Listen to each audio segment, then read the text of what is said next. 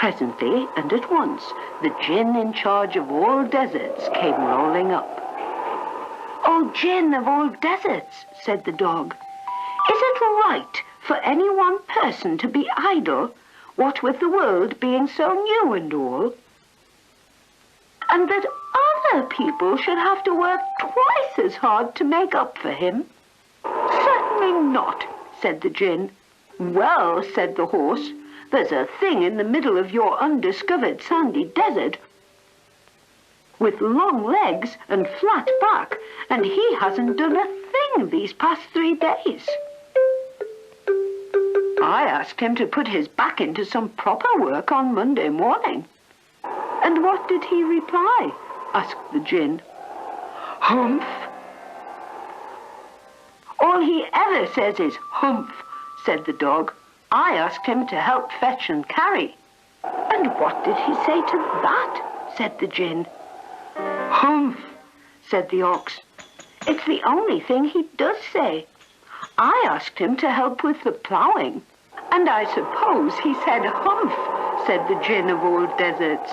"Well, I bet you all the gold in Arabia that it's my flat-backed, conceited camel to whom you've been referring. If you 3 will kindly wait there a minute, I'll go and humph him out of his idleness."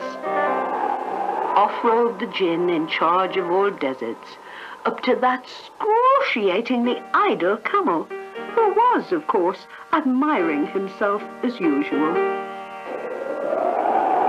"Now, my long and flat-backed friend," said the Djinn, "what's this I hear about you doing no work, what with the world so new and all?" "That is rather rude," said the Djinn, "and I shouldn't say that too often if I were you.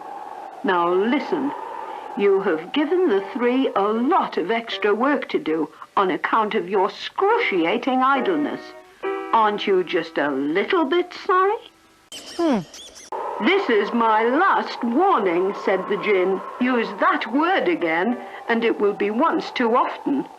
Now, how about putting in a good, honest day's work, like everyone else?" And the camel said humph again.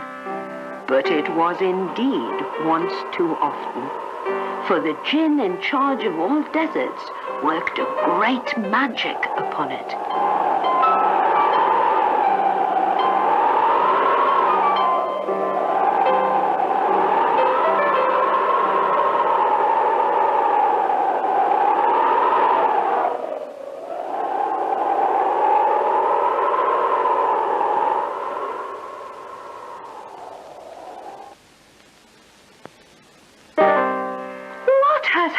"To my beautiful flat back," gasped the camel.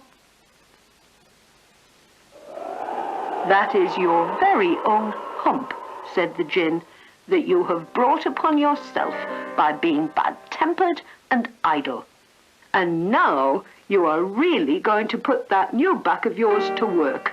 "But how can I?" whined the camel. "It's all lumpy and will get in the way." "Quite the reverse," grinned the Djinn. "That magic humph of yours holds 3 days' supply of food. Everyone else in the world has worked hard during Monday, Tuesday, and Wednesday. You did not.